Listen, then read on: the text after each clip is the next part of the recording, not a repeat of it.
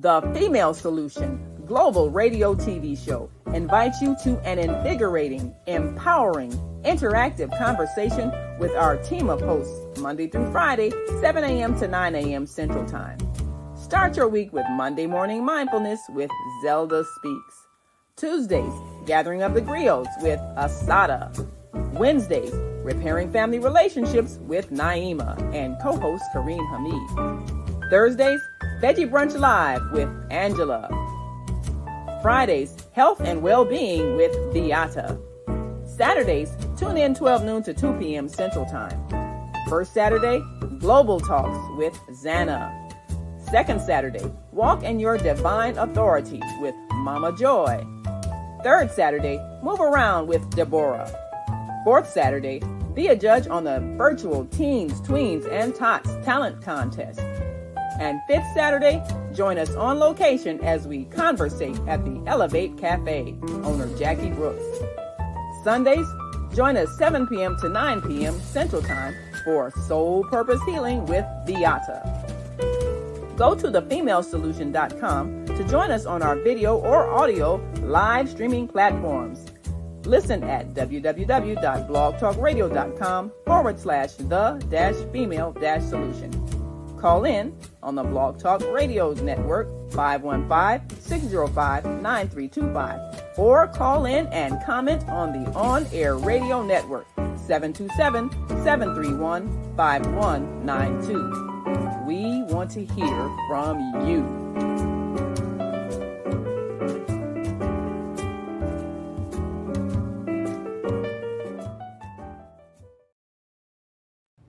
Hi, I'm Naima Latif.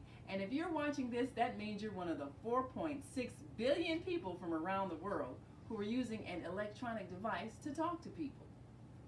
In these times, people are using the internet to talk to everybody.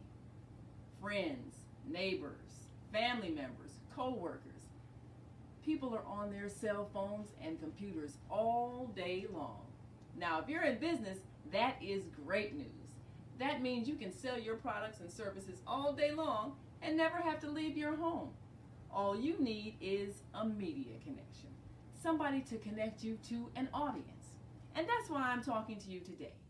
We produce programs, and our audience members are people who shop. They buy clothes, food, beauty supplies, cleaning supplies, home repair, transportation services, child care services. Whatever you're selling, they need to buy it. We're your media connection. Just follow this link, and tomorrow you can sit back and relax at home while your business is making you money. Great day, you guys. It's Asadah, and you're tuned into Gathering of the Griots. Let's get it. We have an exciting show today because I got my fiction writers. It's something about fiction writers. What's in that mind? Because to be able to create so many stories, we're going to find out. There's some backstories to that. But let's get it started the way we know how with our intro to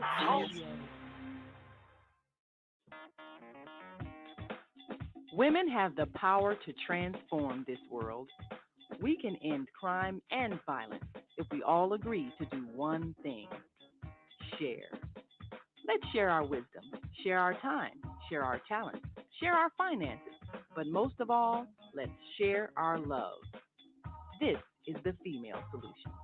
Join me, Naima Latif, every morning, 7 a.m. to 9 a.m. Central Standard Time, as we bring you stimulating discussions about the issues affecting our lives. If you're listening online at www.blogtalkradio.com/the-female-solution, press the blue button that says follow and get our daily topics every morning directly to your email and your smartphone. Hi, I'm Naima Latif, executive producer of the Female Solution radio show. We invite you to call in 515-605-9325 and participate in this daily think tank as we examine the challenges we face and develop solutions that restore peace and harmony. We are global transformers, changing the world from the way it is to the way it should be. We are one. Wherever we live on this earth, we are one human family. On behalf of our team of radio hosts, I'd like to extend a greeting to all the members of our family, whenever and wherever you may be listening around the world. To our family in China, Ni Hao. In India, Namaste. In Japan, Konnichiwa. In Korea, Annyeonghaseyo. In Russia, Здравствуйте. In Germany, Guten Tag. In Poland, Dzień dobry. In France, Bonjour. In Spain, Hola. In Italy, Ciao. In Egypt, Ahlan wa sahlan. In Ghana, Akwaba. In Nigeria, Peleo. In South Africa, Sawubona. In Senegal, Nangadet. In Kenya, Jambo. In Israel, Shalom. In Pakistan, Afghanistan, Palestine, and Saudi Arabia, Assalamu alaikum. Greetings, and may peace be upon you all. Join us live on the On Air Radio Network. Call 727 731 5192. We want to talk to you. All right, we want to talk to you. You can call in. I said, I'm put on some blue glasses today. Every week I'm in a red glasses mode. But anyway, we are here with Gathering of the Griots. I want to thank you for being here. Oh, do I love talking to our authors. Hercules, Hercules, Hercules. Because, you know, the writers are the ones that carry the history. We carry the story, right? And so I don't take Black writers lightly because we have a lot of people that have a lot of things to say about our people, but who cares? We can tell our own stories according to us for our benefit and our excitement. So that's what Gathering of the Griots does. And of course, it's a byproduct of the Soulful Chicago Book Fair. So we'll learn a little bit more about that shortly. But yes, indeed, without further ado, we are bringing a brother to the stage because he been sticking by my side, always there for the book fair. And he is such a prolific fiction writer. He's done book discussions in the metaverse with us. I just find that he is like he a real writer. You can tell by the way he talks about the industry. And so I'm not going to waste another minute. I am bringing on Tony Lindsay right now. What's up, Tony? Hey, Asadah. It's always good to be around you. Such What? positive energy. Good Yo. morning. That was a great introduction. I was like, who's she talking about? It's just me sitting here. And it's true. That's the thing about it. When you don't have to make it up, like you really don't like them, and you just got to make up something. That's one thing. But I really like you, and I really And do. I like you too. I like your energy. I like your style. I like the way you keep going. You know, you just keep pushing. Right. Thank you. I Some appreciate days I see you you be posting out there on the bus, walking around town. I was like, I hope she got a hammer or something with her. You ain't scared of nobody. You hold conversations. You just keep it moving. I was like, that girl there, boy. Yo, that's our people. You know what I'm saying? It's one thing, I don't know what people know about Marcus Garvey and all that, but I'm a Marcus Garvey girl. I'm a Harriet Tubman girl. I'm a Queen and Zinga girl. Like all of those great Black people did not fear Black people. Right. They Especially just Garvey. I know Garvey didn't, but and unfortunately, they, and filtered into his organization. He had spies, and that eventually brought him down. And they were Black, but it was a hell of a man, a hell of a man. There's a psychosis that comes with dealing with Black people. You have to love them thoroughly because there are moments where the psychosis takes over, and then you be like, "But I was helping you." So but it's one of those things. We do understand what came before the us acting this way, but see where I come from in my universe. I know that slavery is only like 400 something years, but we ruled the world for thousands. That's right. So That's right. I'm looking Eons. at before the eons. So I'm looking at before that. Let me take those attributes and put them back in motion. So thank you for acknowledging it though, because sometimes you feel like you're doing this work and it's like, does anybody see or care? Yeah, we see you. We definitely see you, you know. Cool. Thank you, babe. So, yes, guys, we are here with Tony Lindsay. Tony Lindsay is a fiction writer, and we're going to get into his books. But, Tony, I kind of want to go into a couple of things. One, how in the world did you find us? And then after that, I want to go into what's your backstory? Wow, how all of this start coming about you writing these stories? So, go ahead, take it away. Okay, well, I found you through you. You were being you. You were at the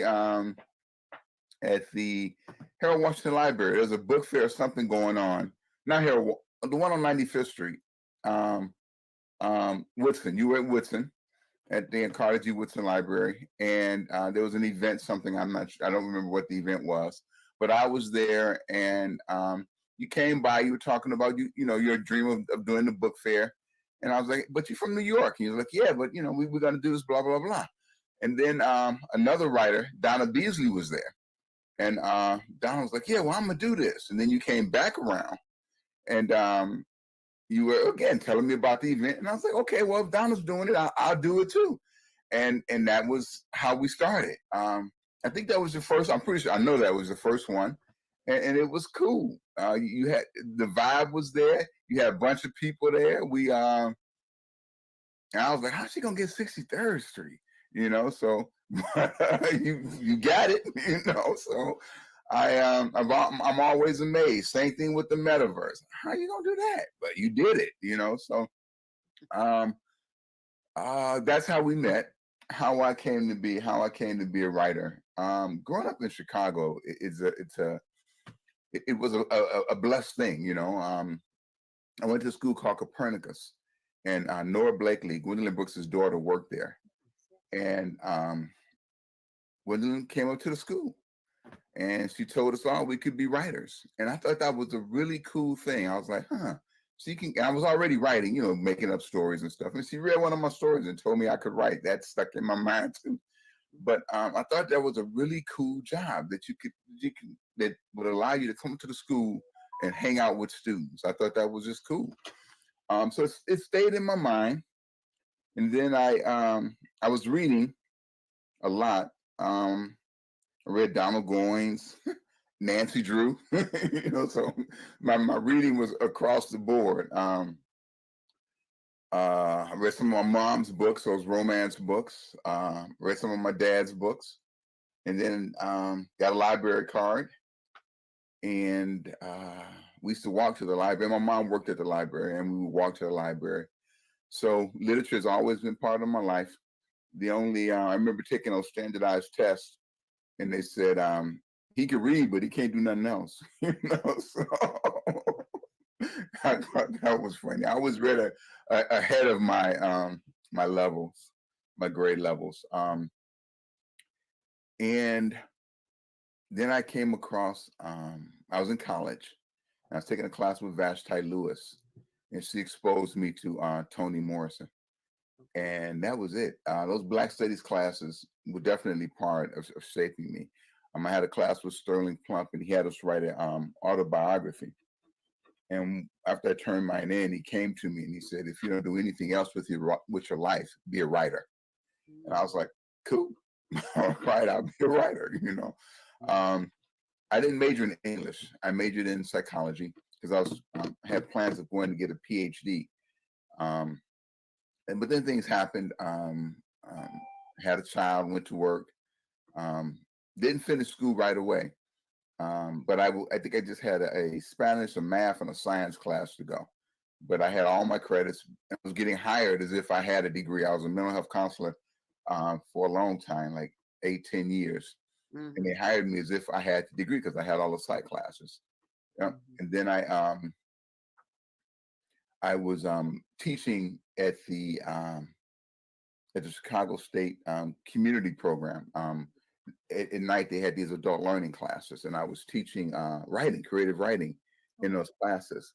And one day it was raining outside, and I helped Dr. Lewis, Dr. Kelly Lewis, something was wrong with her windshield or her car or something, but I helped her with it. And we were talking, and she was like, "You need to come back to school." I was like, "I'm trying to make the New York Times bestseller. School is not on the agenda," And she was like, "But no, she had read One Day a Preacher. We had talked because there were events at the Gwendolyn Brooks Writers Conference, and I was going to those, and she was at those. And she's like, "You should really seriously think about it. We have an MFA program here focused on Black literature." And that caught my eye. I was like, "Focus on Black literature? What?" Nice. So I did the things I needed to do.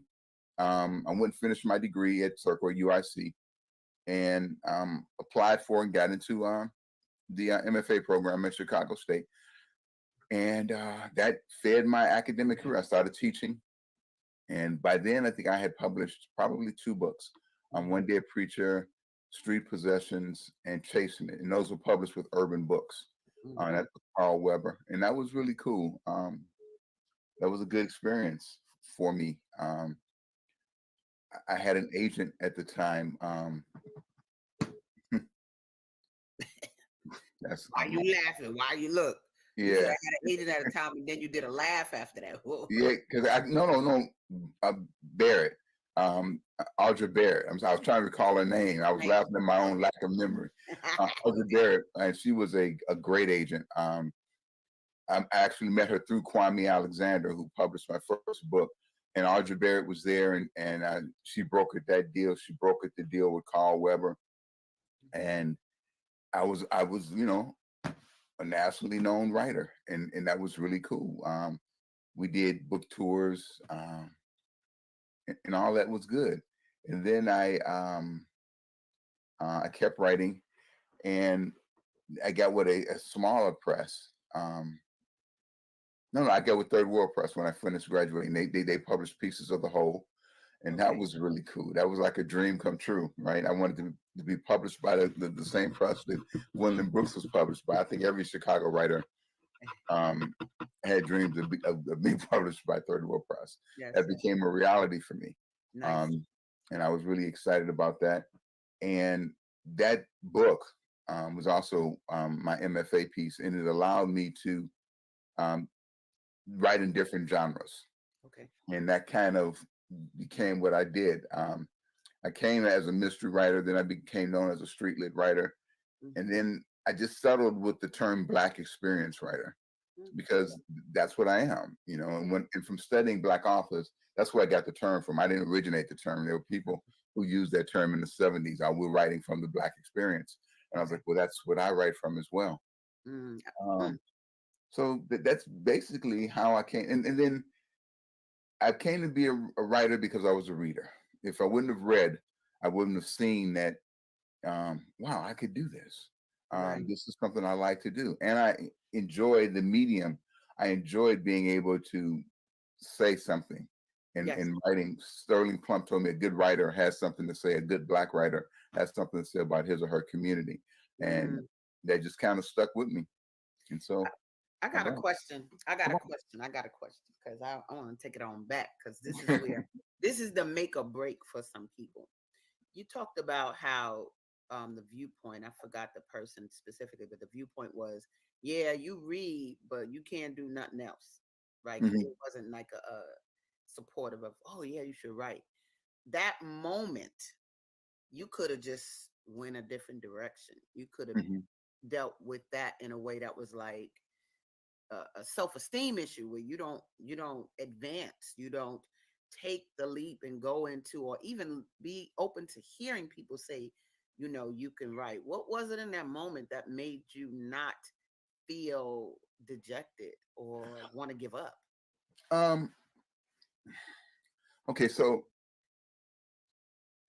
I want to say my mother, but I want to give you the backstory of my mother. I was a foster child, right? And my mother came to, I forgot where we were housed, but she came there, and she claims that when she walked in, I came up to her and said, "Hi, Mama." She said I was kind of from the very beginning, but I kind of remember that, but I don't remember it wholeheartedly. But anyway, she came and she picked me, and we went home, and I had a brother, a family, and she was instrumental in telling me that things could change. um, so when I went to the school, I was they had put me in what was called an EMH program then. Um, it was for the kids that were just a little bit off kilter, and she um, she argued. She's like, no, he's not. You blah blah blah blah blah, and they removed me from that class and put me in a regular class, and that was my first realization that if you move past what people think, you could be okay. Um, so when the test scores, came back, and I was like, well, okay, but I do read, and so this is more important. I didn't care about the other stuff that much, but then by eighth grade, sixth, seventh, eighth grade, I was scoring at what considered to be the acceptable level. Um, I would like to say that high school was a stellar. I was shining, but I wasn't. I was. I high school was impeded by my desire to party. I partied quite a bit in high school, so it was reflected in my grades, and I graduated with an extremely low class rank. Okay. But now this time the standardized test helped. I scored so high on the testing that I was able to move forward, And then I went to Circle, and but it was my mother that made me see that it's not what people say, it's how I think of, or what I could do and move beyond. Mhm. And that's pretty much how it went. Man, that's Answer strong. the question? Yeah. Okay. All right. Yeah, you did. I got you. I saw you bring it back, bring it back, bring it back. Yeah, yeah. No, it was great because like I said, that could have been a breaking point for people Hmm. when someone dissuades you from doing or following your dream, or they make you feel less than. If you don't have the support system, you could fall for that. You could Oh yeah. fall for what they talking about, and then start to not believe in yourself. And when you are a writer, you got to have faith in yourself. You have to, because Yeah. there's so much fear of other people that kind of say to you, what you doing, what you gonna do with that type of thing. Black families are very famous for uh taking your dream, deferring your dreams to things that are not in their mind, a doctor, a lawyer, or whatever they talking about that they Yeah, need. my mother wanted me to be a bricklayer, you know. Oh, why is that? Hmm. She just said it was a good trade. Then when I went to Circle, it was what I wanted to do. Um, and there was nothing wrong with her wanting me to be a bricklayer. It is a good trade. I probably would have made a lot more money than I made. you know? um, but you're right. I think people have to push past, but you know, um, there is encouragement. There has been encouragement in my life, but it wasn't always came to me as encouragement. Okay. And a lot of things when I heard about was it Terry Mc was it Terry McMillan? Yeah, she had carried around a manuscript for like, I don't know, 5 years, Mm. and then got published. And then when she was telling the story about her first check for it, like I think it was get like $80,000. I was like, I need to get better at this writing. Right, right. Yeah. You So know, it was money motivated it a lot too, because when I was hearing about successful stories, um, at that time Elin Harris had broke through, mhm. um, Eric Jerome Dickey, so people there were actually concrete examples out there. So Yeah, I was trying to do what they did. I remember that time. I remember, Hmm. for whatever reason, I don't know why I'm in the literary industry. I have no idea. I did not grow up talking about I want to be a writer or any of that. Hmm. But my life has put me in situations where, as a teenager, I had to do book discussions about Frantz Fanon and Okay. all kind of Ivan Van Sertima. It was mainly nonfiction. So I was as a teenager. Then I went on to manage Afrocentric Bookstore, which was downtown Chicago. Uh-huh. Uh-huh. Yeah. Um, at that time. That was like the early 90s. And then blah, blah, blah. I was working on a literary cafe and whatever. God just said, get your butt over there in the literary industry. But I bring it all up to say, I remember that time when everybody was kind of coming up. It was like the late 90s. I was even at a conference in LA and it was all of them were there. Carl Weber was there. Queen of Fool was there. Everybody was there, and I was working on opening this literary cafe. So I remember the sort of movement that you're talking about, and it's so funny. I watch now BET. They talking about Carl Weber's so and so and so and so. It's like the video version or the TV version of his book. The movies, yeah. Yeah. And so people go to different roads, but I wanna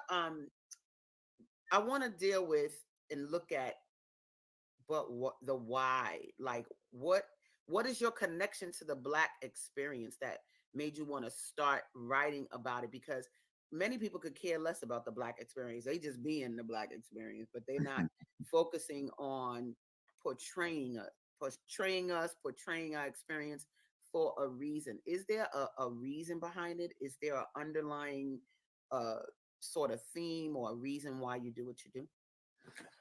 Yeah. I like giving voice to the voiceless, right? Or to voices. There wasn't when I wrote like the David Price books. I wanted people to have a guy's opinion who lived in the South Side of Chicago. I wanted people to have the opinion of a guy who loved the city. I wanted to write about somebody who loved the city, right? There was a time when Chicago was my thing, right? I would argue you up and down about a Polish sausage. I was like, nah, man, Chicago's pizza. Oh, you got to be killing me. If you don't think this is the best stuff in the world, something's wrong with you. Right. And then we just had so much stuff, our politics, and then there was a way of thinking that it was a nationalist city, right? Yes. So that was all part of what I wanted to put on the page. I wanted to show the amount of unity that we had that the city had. The election of Harold, I wanted to brag on that kind of stuff. Yes. So trying to talk about what Chicago was or what we were that was basically what I wanted to do. And I was told that to break in, you had to write a mystery. It's a funny story. I was looking for a literary agent prior to being assigned or finding one or being told about one in the Yellow Pages. And someone told me you had to look under liquor stores right after liquor stores. So I found the literary agent. I called her. I don't remember her name. She was the only one in the Yellow Pages at that time. And she told me to write a mystery. And because I had written Prayer of Prey, but it wasn't getting, and I sent it to Third World Press. I think I sent a handwritten copy because Bennett, bless his soul, had told me, like, man, I remember you sent that handwritten copy to us. I was like, I didn't know. I just sent it. And get a word processor. That's what he sent me a note back saying, get a word processor. Oh, I just love it. Yeah. So, and wanting to, I lost my train of thought, wanting to share what it was like being a Chicagoan was one of the reasons I started writing. And also, like when I wrote Chasing It, people were, Eric Joan Dickey had broke through, but I was like, well, I know there's a line that people aren't talking about. People aren't talking about drag queens that make things different. And I hope I wasn't being offensive with the term, because when I wrote the book, that was the term, but trans people that make a life different. So I wrote this book with this trans character who took care of her grandmother, who was a beacon in the community. So with Street Possessions, I wanted to write about not just a bad person, but a person who was bad for a reason. So I wrote about this possessed crackhead, right? Or possessed addicted person. Okay. And I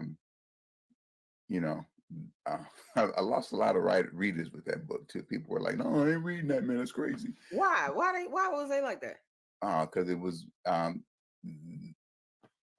they considered it a satanic. And with chasing it, I lost some readers too. But I've never been mad about the readers I've lost because I've gained readers as well. Yeah. Um, and I've had literary freedom. I've never been with a publisher that told me I couldn't write something. But Nice. but I've been with a lot of publishers too. So it hasn't. But what the topics I wanted to write about, I've always written about. You I know, love it. yeah, I just did a vampire when I just right Melody Night, the vampire piece. Nobody will read no vampire book. Well, some people read it, read it Yeah. and liked it. So Yeah. yeah, My daughter was big on vampires. It was like a whole thing, like a whole time frame. You open the door, it'd be dark in her room, and the vampire movies be on. My mother was like, she was on the Christian tip. She was like, maybe we should look at girl. You raised us with horror movies. Don't even right, try right, it. So right, we was raised with that side, please. So, but yeah, uh-huh. like it was a thing. Yeah, so it is a thing. I think that everything you're saying, because I've watched your different books, because of course you've been in the book fair. We'll talk about that more a little bit later. But um, man, just hearing you talk right now, that the diversity of characters alone, it's really gonna be about very shortly, not the content that you're writing about, but that you need to read Tony Lindsay books. That's what you need to do. Mhm. Tony Lindsay books do blah blah blah blah blah. And I really appreciate your wanting to give that good image to Chicago, because I feel like that as well. Me and my Mhm. New York self. But I really, I mean, I love Chicago and it can do no wrong. I don't care what nobody is saying. Like when I walk out my door, I don't have to duck for bullets or look, oh my God, I'm gonna die or some nonsense. Look, when I went to LA and them helicopters were hovering over the black community, that was a thing. I was like, yo, what is this? This is a war Mhm. zone mode. But Chicago has so much good. And this is such a black city.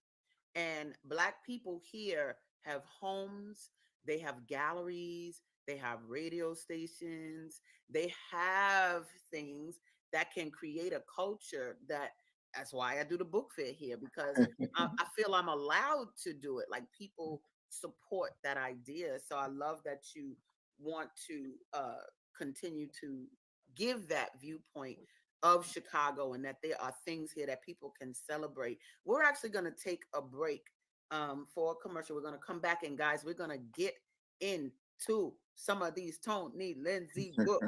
I can't wait. So just stay tuned. We'll be right back after these messages.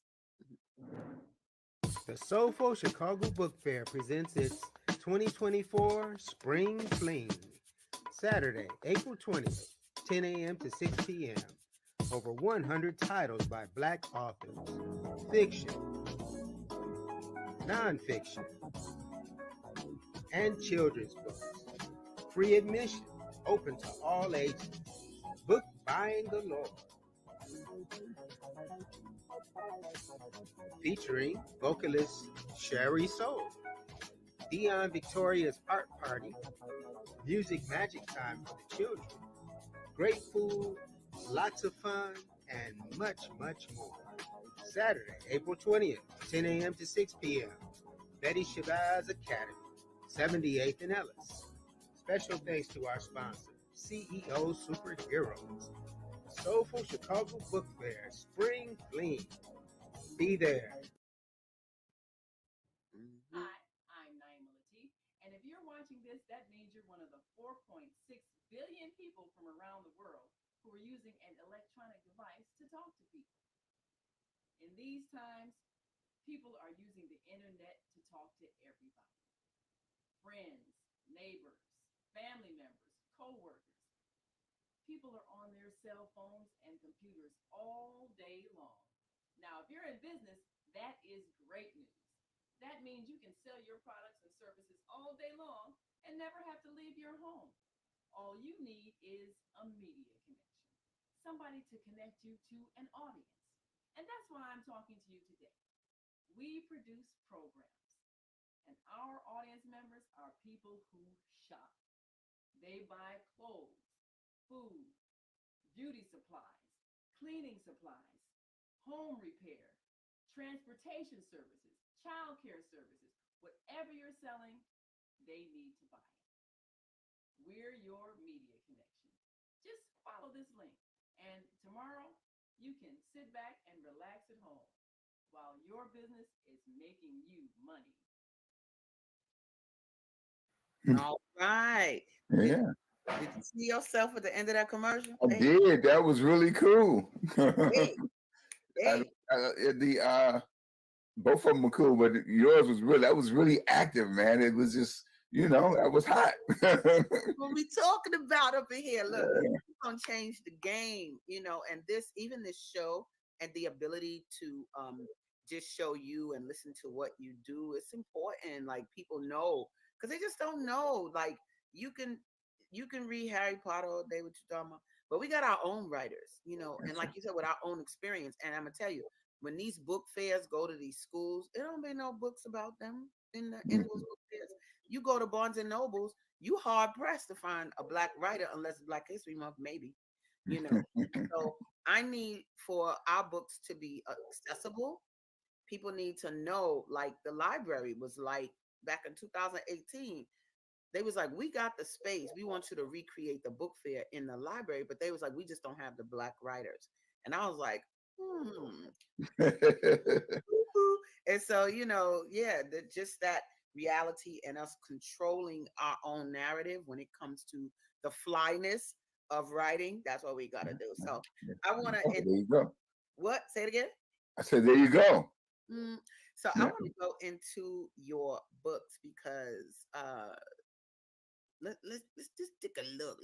Let's take a look at the flyness now. Let's you see I did a promo on social media, but the first book that shows is One Dead Activist. It's like boom, it's moving. So tell us a little bit about this book and what is it about? I heard you say it says a David Price mystery, and so, obviously David Price is throughout some of your books. What are the books that we're going to find the David Price experience? That's the One Dead series, right? That was actually the first book that was published, One Dead Preacher, which a couple of years ago was the 20th year anniversary for that one. But there's One Dead Preacher, One Dead Lawyer, One Dead Doctor, and One Dead Activist. Okay. They're all murder mysteries, murders that take place here in Chicago. And the people could do good or bad, and they get murdered, right? One Dead Activist, he is an activist, and he's making change against the Chicago Police Department. There's been a shooting, and he's bringing attention to the cover up, and he ends up getting killed, actually by police. So it's all about trying to figure out why he was killed, what's going on. It's a very good story. It's fast paced. You see the investigation, but the investigation taking his friend, another person comes in. You see people concerned about youth. You see people concerned about youth dying, but you also get some backstory to David and Ricky's friendship and their life. But it's a fast-paced Black mystery, and it's the fourth in the series, but they're all independent. You can read One Dead Doctor without having to read One Dead Lawyer. Each book stands on its own. And people like David Price. He's that Chicago guy. So he is 40s, 50s maybe by now. And this is how I got into getting published with a murder mystery. And I'm writing a mystery now that doesn't have David Price in it, but it still takes place in Chicago. So that's that one. Okay. Now, David Price, where'd he come from? Like, what is this based on a person? Is this somebody that you just created? Because my thing is, how y'all be creating? How do fiction writers? How do y'all just create these characters? Where are they coming from? What's the inspiration? I was in Lou Malnati's about maybe 2 months ago, and when I was in there, the lady said, "David Price," and there was a brother in there named David Price, And I told him all about the character and everything. He said, I'm gonna get them books, and we'll see. I don't know if he got them, but Wow. the character was a composite of people, and I wanted to write a guy who had had some street experiences, who still did good for the community, who was an entrepreneur. So I wanted to write about people I had met who had impressed me, but I put them all in one character. Brothers I had met who had impressed me, but I put them all in one character, and that's how David Price came to be. And I wanted him to, have issues, things that he was working on.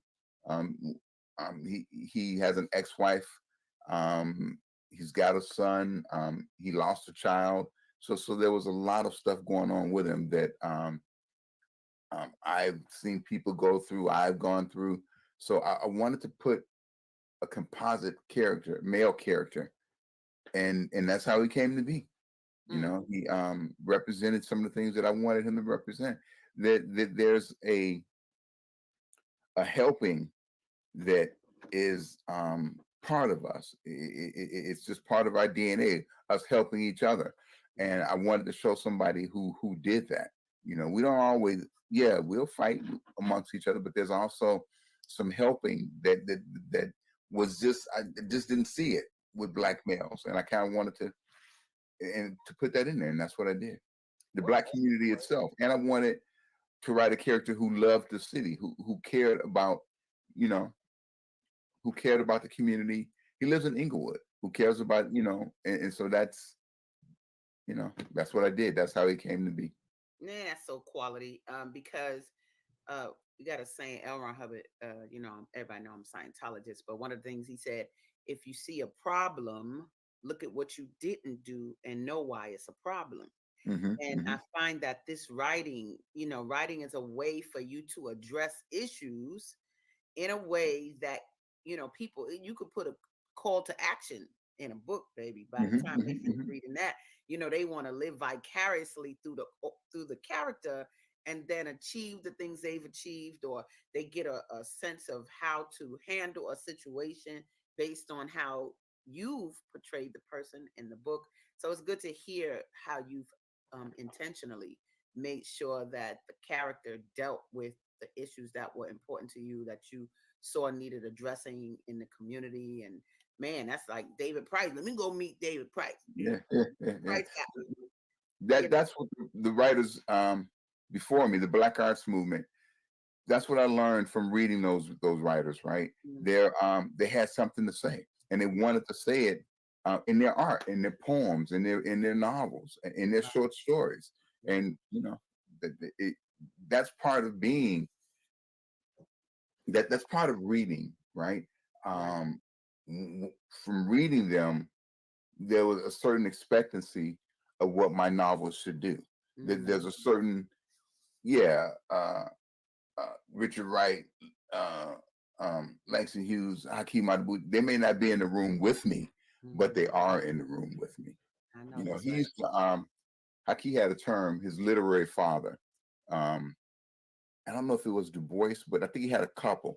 And I was like, literary father. And so basically, this is somebody who guides your reading, guides your writing, who that they're, So yeah, that's how that came, That's lovely. I just love the backstories. I love them. Now, let's look at your, what made you do your Vampire's Tale, Melody Night? Because I was watching vampire movies and I was like, I could do better than that. I could, and I wanted to have a Black female vampire, right?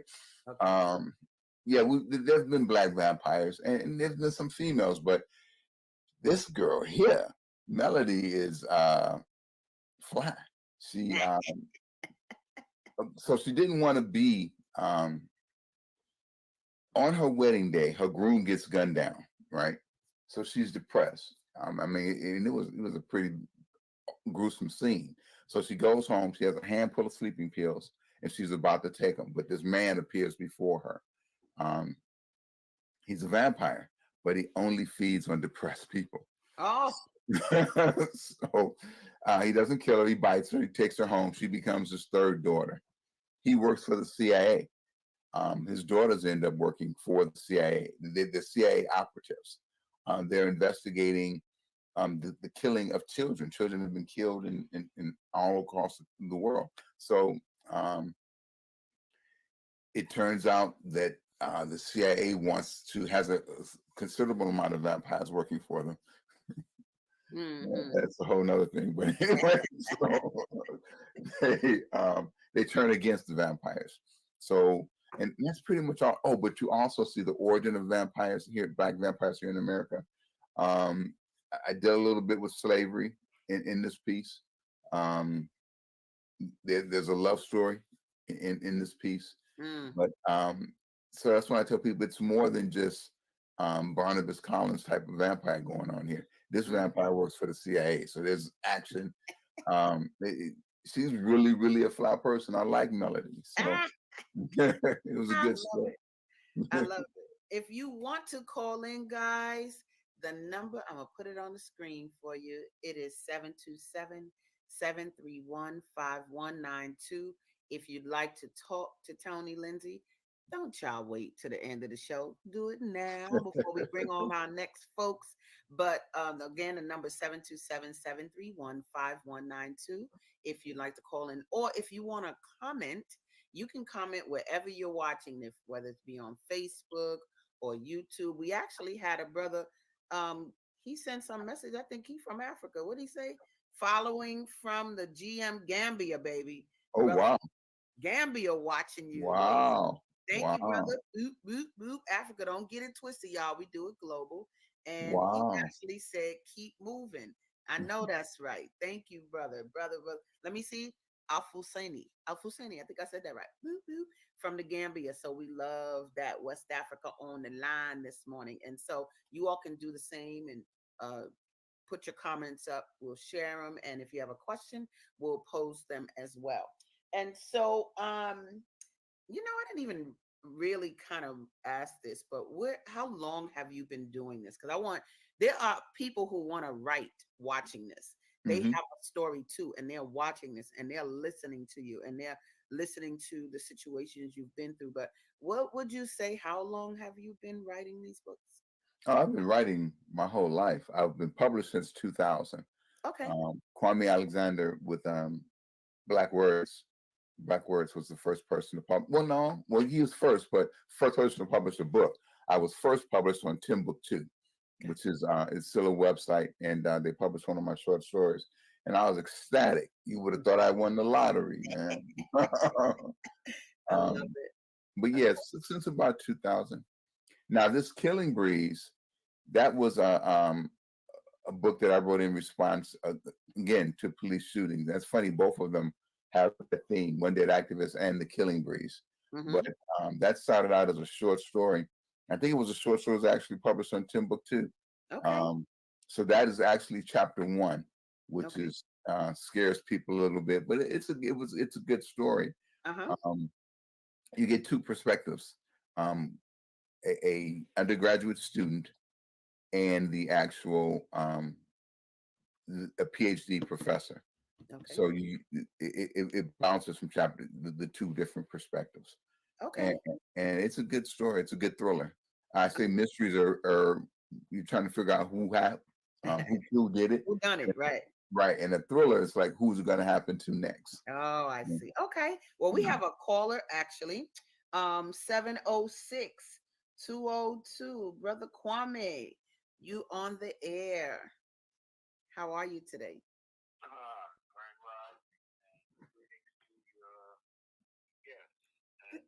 I'm very proud to hear a Black man talking about writing and putting out knowledge, even if it's fiction. Yes. Because I sit here in stolen lands of the Muskogee Creek Nation in Eatonton, Georgia, the birthplace of Alice Walker. And, to know that, and the book also of Uncle Remus, that author was born here. And so, and I lived in Chicago and came up in Inglewood. Nice. And here, these different greats that we have had, because there's a proverb that says, "Behold the words of our ancestors; they are written in books. Open them and study them, and receive their wise counsel." And so these are the ways, because each human being is a book. Yes. You journal every day for a year. You created 365 pages. That is your book. I know, that's right. Because you're talking about your life. So it's being able to see how to use yourself and your life experience, because we say that when an elder dies, a set of encyclopedias are gone on to the other side. And we have to know how to learn how to capture our children as they begin their journey called life. And all of, like it started off, all of us are a story, and how we tell our story is very important. You know, even to the point with comic books are stories of entertainment, sci-fi, Octavia Butler, you know, W.B.E. Du Bois, James Baldwin, you know, all of those great with their words, Phyllis Wheatley. So what we're looking at is how do we get our story? We read, like he was saying, that when you go to book fairs, that a lot of the books are not us, it's them. So when do we begin to continue to tell our story? Yes. Because we have a story, and you know, now it's technology, it's pieces on the page, but it used to be paper and pencil. So I commend him and I thank him for, you know, producing that, because when he was talking about Don Lee, or who he calls, I knew him when he was Don Lee. Hakeem Madabul, yeah. Kapisha. Right. And so these are great that literary greats that we've had come out of Chicago and the world. Yep. So thank us. Thank you, brother. I appreciate you. I love that concept that we are all stories, because every house I go by in Chicago, I always want to go in and hear that story. I'm gonna work on that project one day. Maybe I'll and hear what those stories are. But thank you, because Tony Lindsay is going to be, let me change that. He is one of the greats. That is what we are working on right now, making it so that the world knows his work and can listen to the experience of the Chicagoan and listen to the experience of our people through his work. So thank you so much for calling. And one thing that you just stated, that was Dora Hill Hearst's job when she came to the South after slavery and interviewed all of those elders that were in captivity. And so that's a very important part, because every house is a library. Thank you, brother. I appreciate that viewpoint. We need that. And thank you for your encouragement of Tony. Yeah, thanks for calling in. That was great. No doubt. Yeah, so you're listening. If you're listening and you're not watching, you are listening to Tony Lindsay, one of our fiction authors of the Soulful Chicago Book Fair. And his website, if you want to get these books, if you're watching, you see it on the screen. If you're listening, that's www.pen, PEN, hyphen 4, the number 4, hyphen higher, HIRE.com. So that's www.pen4hire.com. And if you have any questions, definitely give us a call at 727-731-5192. So, Tony, as we go forward, you talked a little bit about what you're working on right now, right? First of all, you already got this great series of books. How is it that you're still creating? Like, what is that about? Where's that coming from that you still are creating more stories? It's stuff to do, and I still got something to say. I still got stuff I want to talk about, and there's still a lot to do. I wrote a couple of movie scripts. I'm trying to see if I can make that happen too. The novel I'm writing, and again, I look at people who were before me, right? I was looking at Walter Mosley, and I was like, man, I've read like 5 different mysteries of him where he's had like more than just it's not just Easy Rollins. I was like, let me write another mystery with a different character, you know.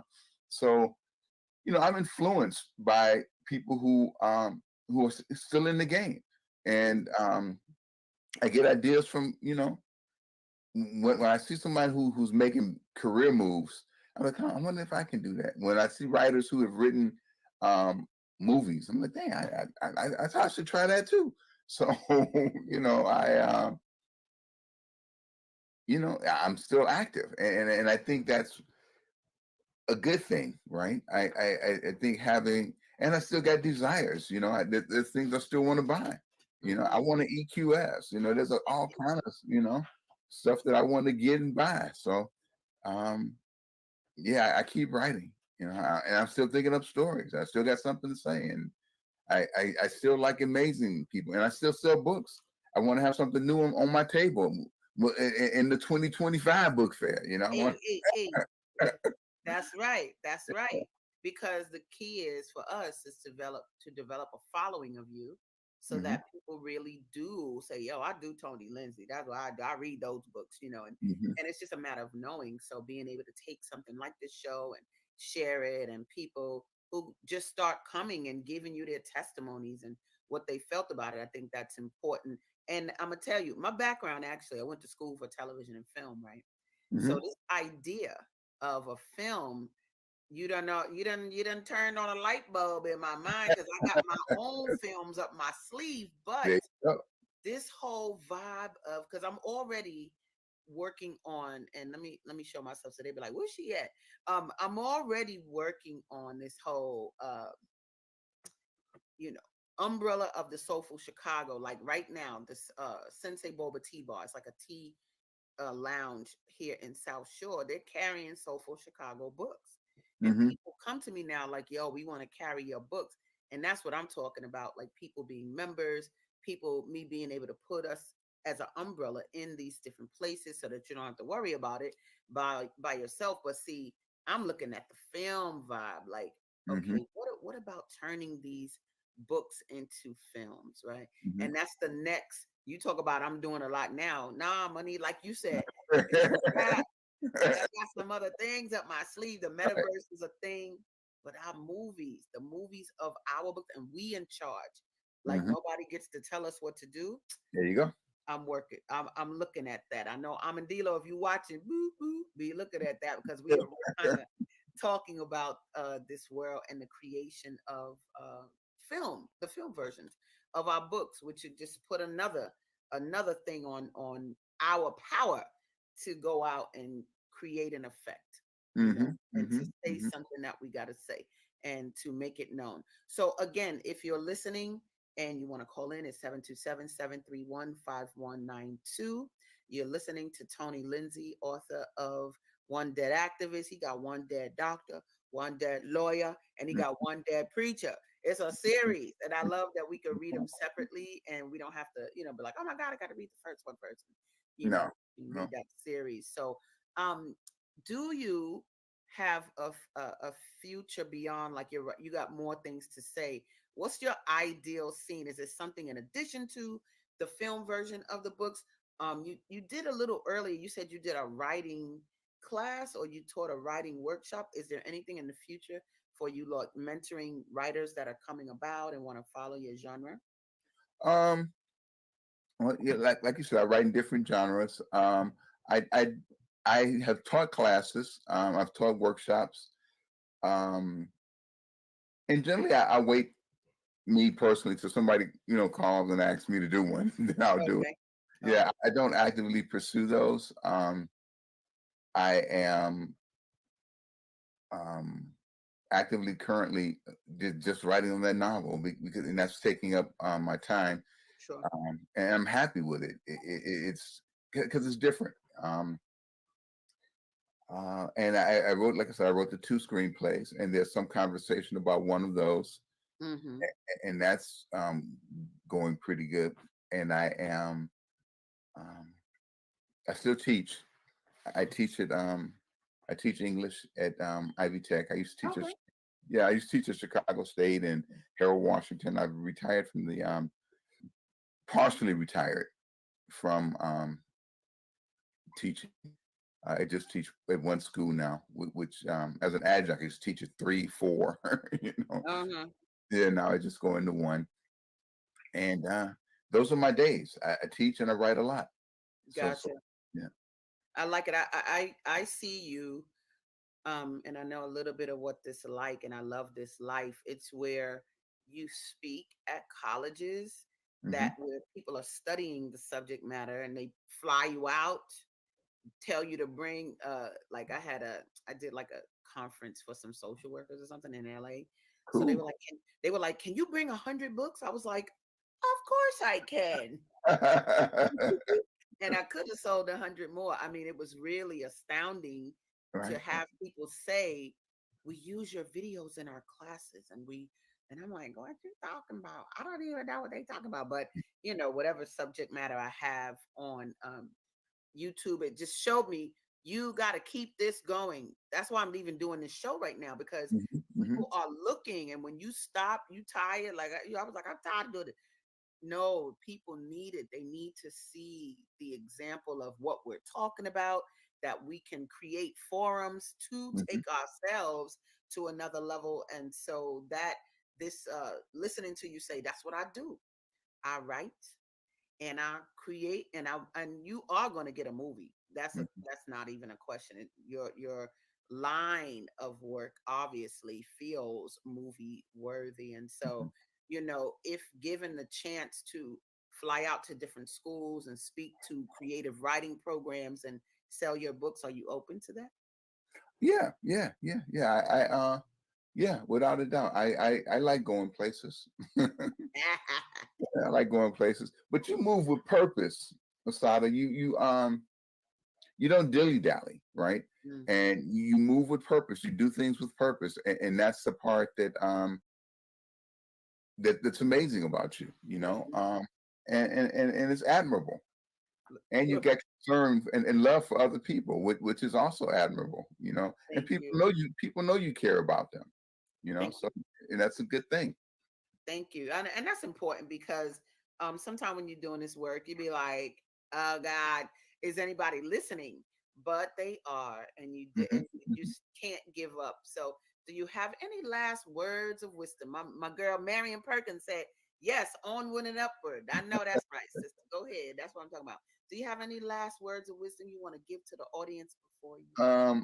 I don't know if it's wisdom, but buy One Dead Activist. You can get it on Amazon. I don't know Look how now. wise that is, but buy the book and it'll open you up to the series, and you'll end up buying more Tony Lindsay stuff. Look, let's put this website up one more again. That's pen hyphen the number 4 hyphen hire.com. Pen4hire.com. That's where they can get all your books, correct? Well, yeah, but on Amazon, this is just my website that gives you back, not just, but it's my website. My daughter put it together for me. But you Okay. can go, it'll lead you to Amazon to get the books. Yes. Okay. Perfect. Thank Yeah. you today, baby. Yeah. Tony Lindsay, give it up. Woo, woo, woo. Thanks Thank for you for having me. being here. I appreciate you so greatly. You were awesome. And let's continue to grow. Y'all gonna see him at the book fair on Right April on 20th. That's Yep. right. April 20th, he'll be there. You get your book signed and come and meet him and get that series. All That right. one dead activist, one dead preacher, all that good stuff. All right, Thank brother. you. Peace. Much All love right. to you. Talk to you. All right. You guys, we're coming back. We're going to take a commercial break. And when we come back, boom, boom, boom, boom, boom, boom. We got another fiction writer that's going to give it to you. Oh, God, he got a lot of good books. But stay tuned. We'll be right back after these messages.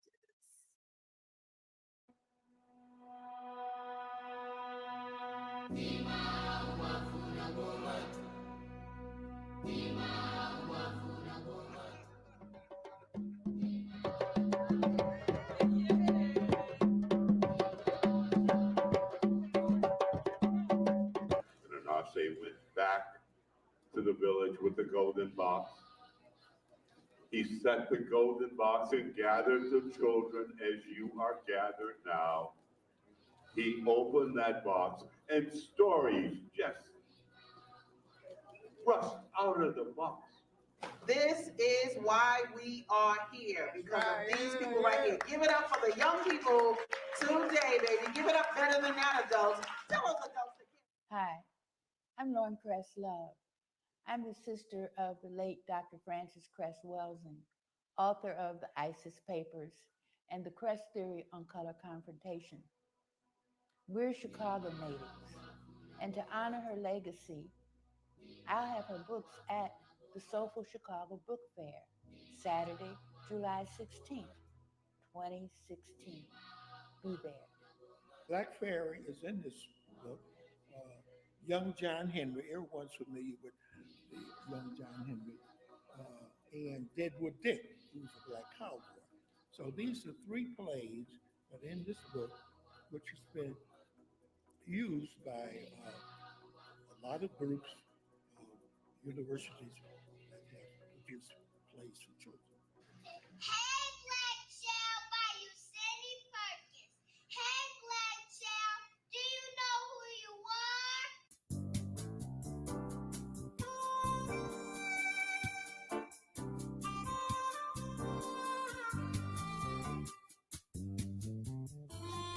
Hi, I'm Joyce Clark.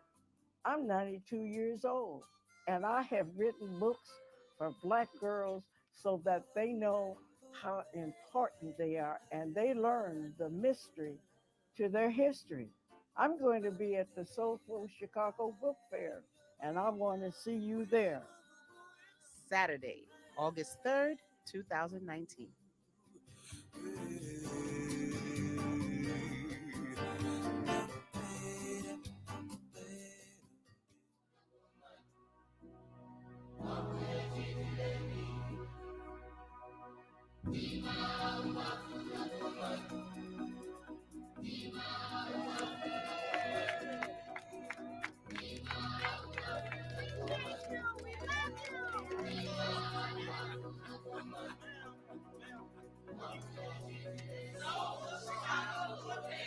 All right. The Soulful Chicago Book Fair presents its 2024 Spring Fling, Saturday, April 20th, 10 a.m. to 6 p.m. Over 100 titles by Black authors, fiction, nonfiction, and children's books. Free admission, open to all ages. Book buying galore.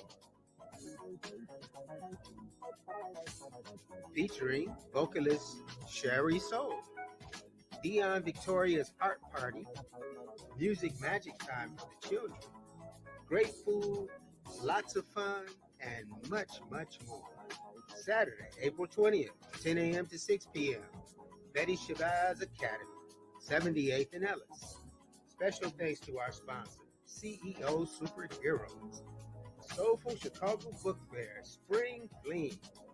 Be there. All right, y'all. April 20th. Mark your calendar. Stop playing. That's going to be the day and the energy. I can already feel it for that day. But we are going to bring on another author. This brother right here, look, he stopped me at an event, was like, yo, I want to be in the book fair. I was like, I got you. He was like, blah, blah, blah. Let me show me out. Look, and we made it go right.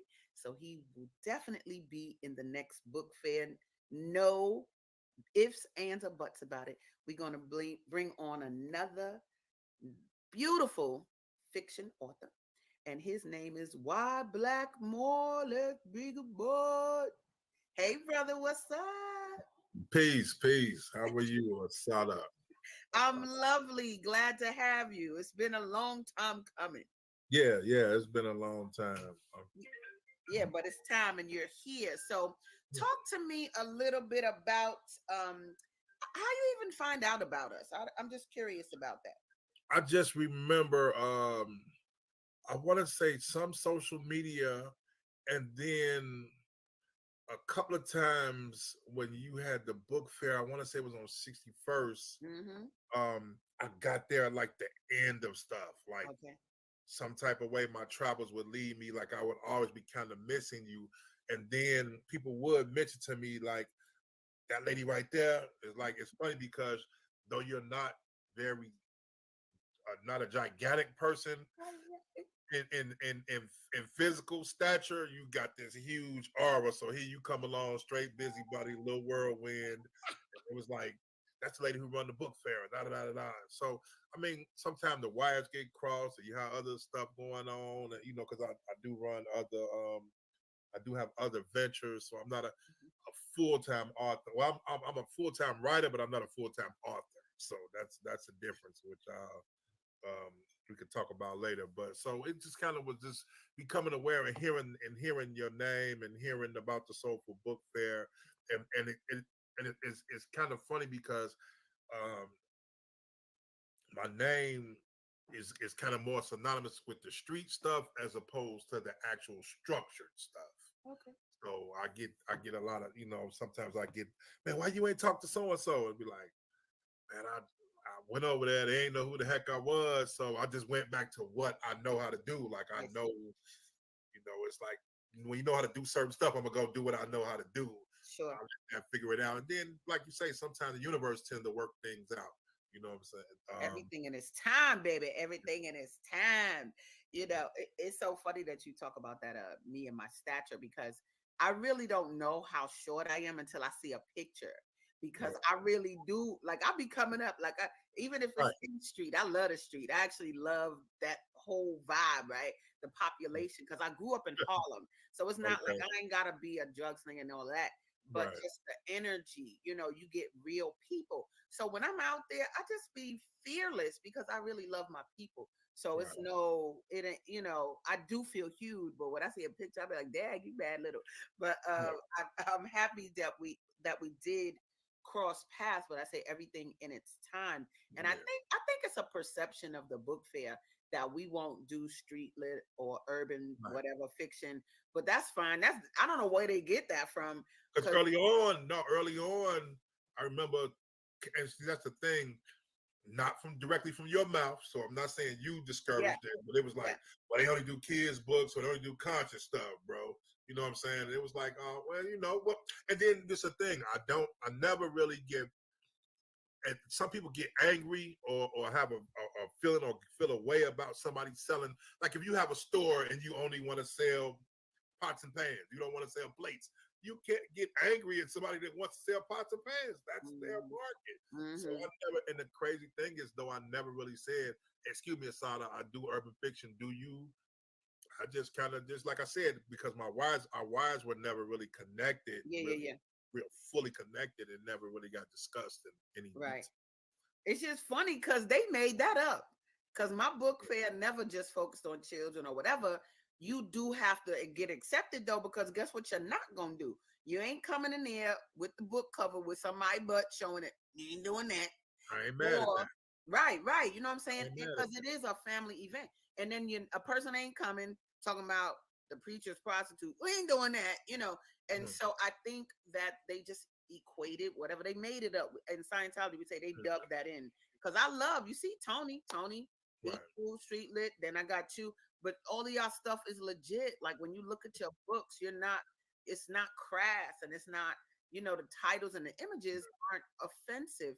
So that's something somebody made up. So thank you, being in the mix. Well, I mean, it's always better to get what you're gonna get from that person anyway. But like when you're dealing with things, a lot of times you get the second, third layers, but she says she don't. Well, she never said it to me. So what difference? True. But like I get said, it from the horse's mouth. Right. Get it from the horse's mouth. Yeah. So let me ask, what's up? What's the backstory? Because you talking about you are not an author full time. I'm like, how could you not be an author full time with all those books? But what's behind all this that you chose to write urban fiction and the experience? Tell me about it. What's the backstory?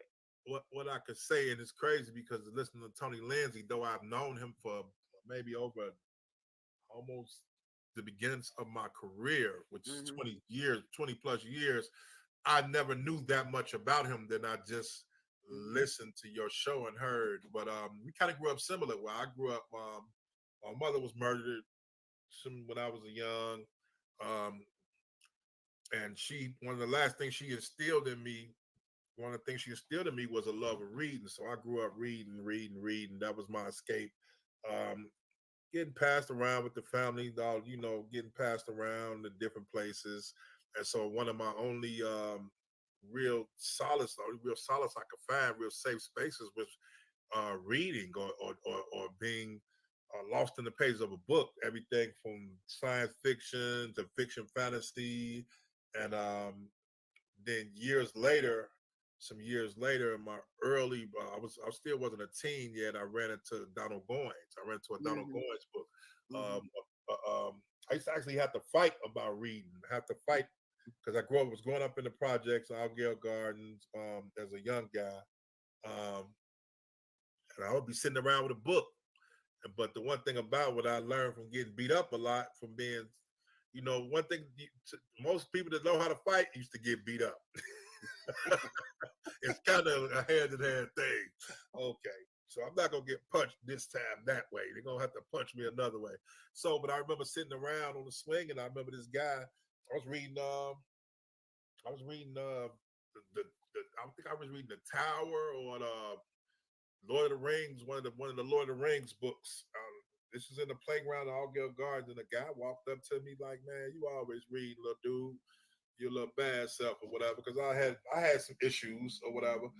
And he was like, "Check this out," and he gave me a copy of the book Dope Fiend by Donald Goines. And the crazy thing about it was, like I said, I had been reading all this other different stuff, but I didn't want to even read it. So I remember him kind of, "Man, check it out, little homie, check it out, little guy. You a reader, you gonna like this." And I remember reading it, and I remember once I opened it, I couldn't put it down because everybody in the book I knew. You know what I'm saying? I knew that it was my dope fiend auntie and uncle. You know what I'm saying? It was the slick cat that'll stick you up, that lived right there. He'll smile at you, but come here, what you got in your pockets? You know what I'm saying? It was right. The bigger homies pulling up in a stolen car. You know what I'm saying? Okay, why the neck of the car look like that? You know what I'm saying? And it was in these books. But I never knew because, and I think it's a great. This is going somewhere off, but I think it's a great disservice what it's done to Black children because we a lot of literature is forced on us in the systems. You got to, people deny it. A lot of literature. I remember you got to read One Flew Over the Cuckoo's Nest, but why I'm not reading Langston Hughes? Why this isn't? Why I shouldn't read nigga? You know what I'm saying? Why I shouldn't read from niggas to gods? Why don't eat to live? Why I'm not reading any? Why aren't my children? Because your enemy, what I hate to say, is still your enemy is educating your children. So they telling them what to read. So they're keeping them with steady diet and stuff that keeps them bloated mentally. That's right. And they're not learning anything. But like I said, going back to what I was saying, it was the first time I really looked at a book. This wasn't like I had read the classics. As a child, I was reading Tale of Two Cities. You know what I'm saying? Like I was reading Call of the Wild and all this type of stuff. But for the first time, I opened the book, and literally, that was my auntie, a dope. I remember reading about a scene where the guy had I think he had a needle sticking out his arm. I'm talking about, this is 40 years. So this is, I'm kind of, but I remember he was talking about how the fluid and pus was leaking from one of the dope fiends' open sores. And I remember retching. I remember physically going like I wanted to vomit. Yeah. Hold on, this is somebody's book. This is some written words. Some written words that did this to me. It was like, wow, that was one of the most powerful. That was one of the most powerful things I've ever read in my life, ever. And like I said, it was mainly because I could see me in the pages, my people in the pages, people that look like me. It's like I said, if you're reading about Call of the Wild, or you're reading about, it's a dog race in Alaska. What the heck do that got to do with a project boy from Algale Gardens on 132nd Street and Block 17 in the 70s? Nothing. But by the time this dope fiend just walked by and stopped right there and started nodding. And I remember him talking with the scratchy voice, "Yeah, Joe, Cole," and they describing this, and I'm going, but that's. I remember them talking about the dope fiend with the they used to drink the cough syrup, with the kids drinking now the lean. But they used to keep the cough syrup in their pocket. But it's a dope fiend, literally right here with this. And this is Mm-hmm. somebody writing about it. So it just really had that, man, it had that effect on me. And after that, I was hooked. I was really hooked Mm. with the street stuff.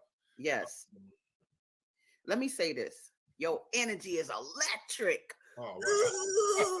Wow. It's electric. I'm like, woo, this is good. Now, let me tell you how electric it is. They getting it in. Let me tell you, they sending this stuff. Look. Look at this comment right here. Homegirl said, there go my girl Jamila. She said, it's good to be here with amazing authors from Chicago. Thank you, Jamila. What we got right here? LaShawn said, keep doing the great things for the kids. Why Blackmore? So proud of you. Thank you, LaShawn, no doubt. Thank you, LaShawn. Thank you, Yeah. Jamila. And then look, Tony said, what up, friend? Peace, Tony. I heard your whole interview, bro. It was dope too, though. Nice.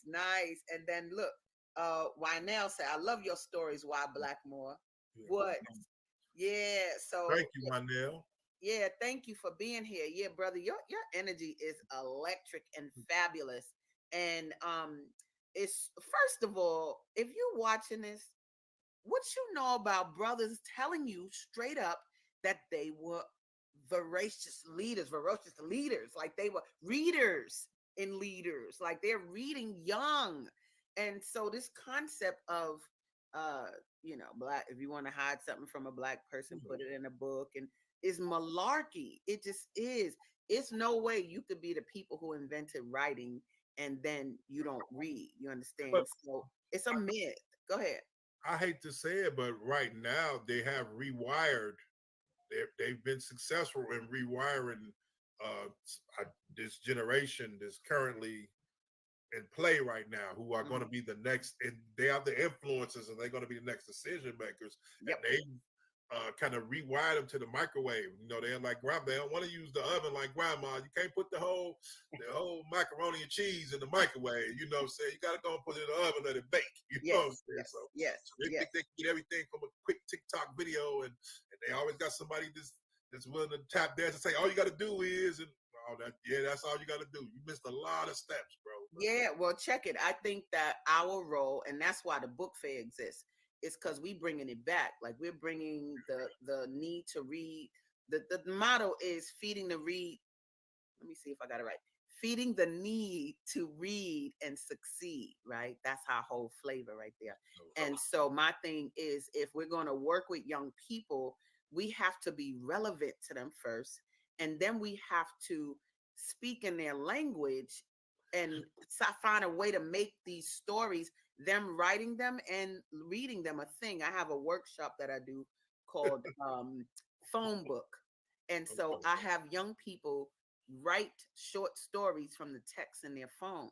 I said, y'all got content, because you text, you post. When older people tell you you don't read like we used to read, or you don't write like we used to write, they don't know what they're talking about, because reading and writing is what you do on a daily basis. Now we just have to show them how to package it and tell their own stories. And then I think we will become more relevant to getting them to attract themselves to what we're talking about, what we're used to. I know when I went to college, I ain't have no computer, straight up. I definitely ain't have no cell phone. I didn't have devices, so I did different things. But yeah, what you're writing though is a way to get them to cross over, because I don't know how old your the readers usually are, or if you have any coming of age stories, but I see you traveling in schools, talking about writing, talking about, how you used to read and the reason why you started writing. And I can see that as something that schools would want, because of what you do and how you do it and from whence you came. So I definitely see that. Well, with not to put the cart ahead of the horse, but I not only write urban fiction, but I write now. I started off just writing strictly adult stuff, but over the years, I was like, people would bring me, I would be in settings where they would be like, man, my students love your stuff, but it's racy. And so what I ended up doing was getting with my goddess, and we created our own press, and we started doing young adult stuff. Nice. So it's the same type of stories, but you take out the graphic stuff.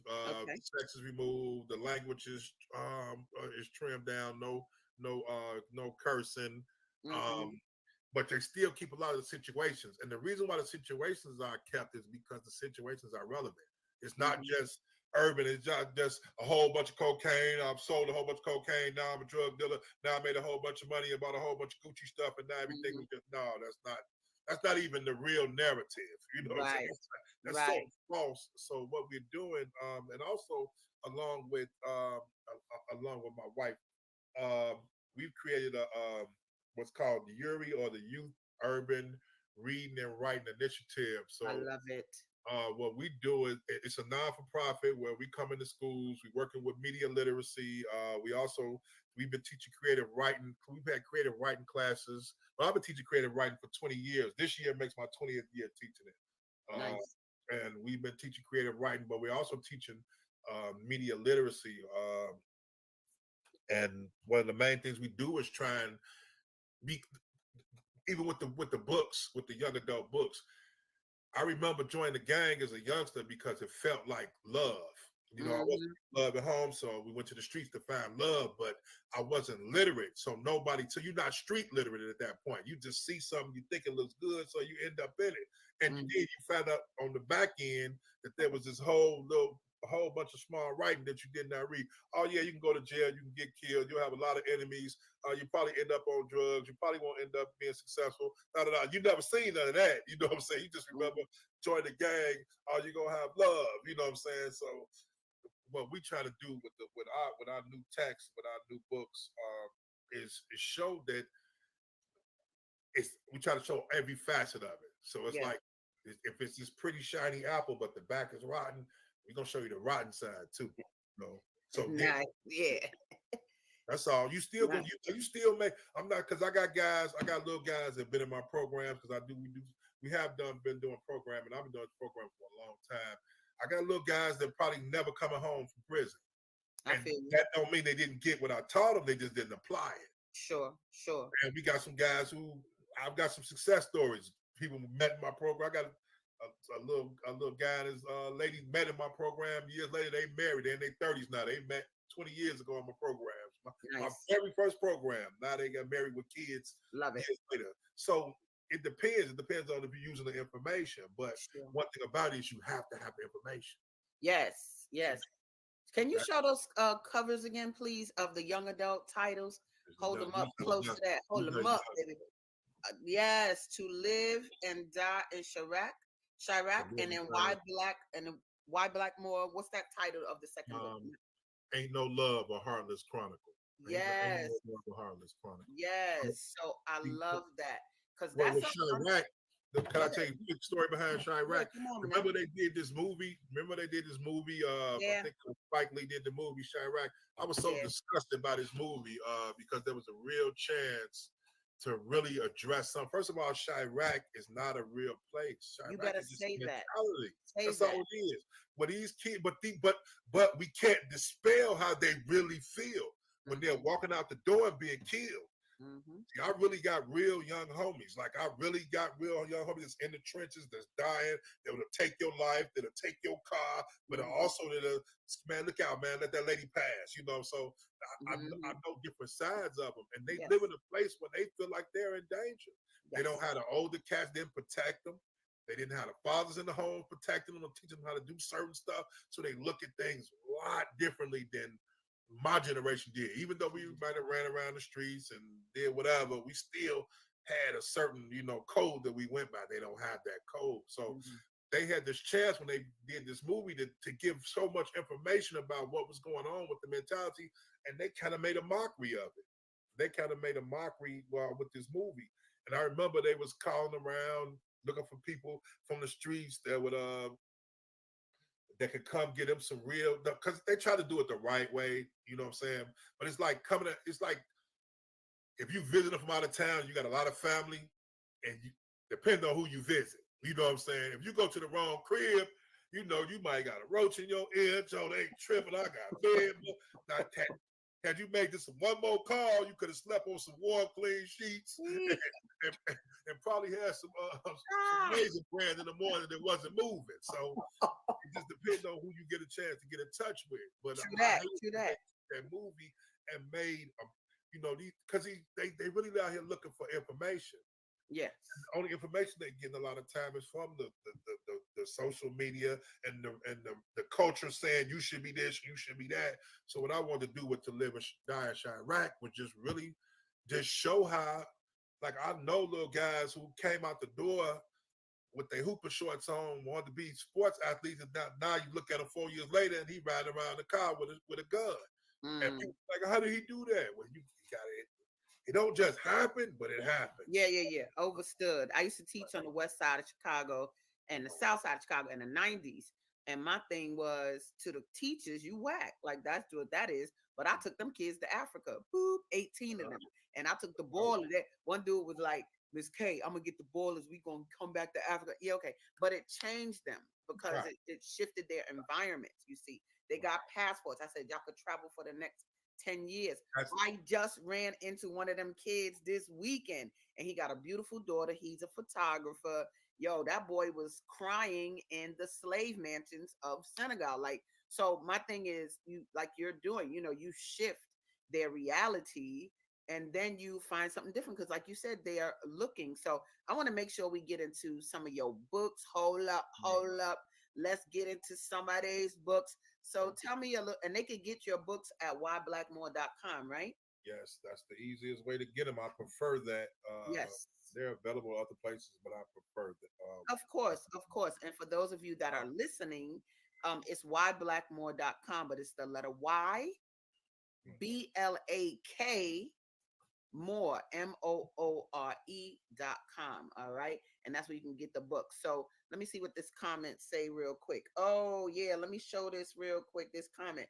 It says, yes, URI is a phenomenal organization who's helped hundreds of underserved Chicago youth. There we go. What does that stand for again? What's the acronym?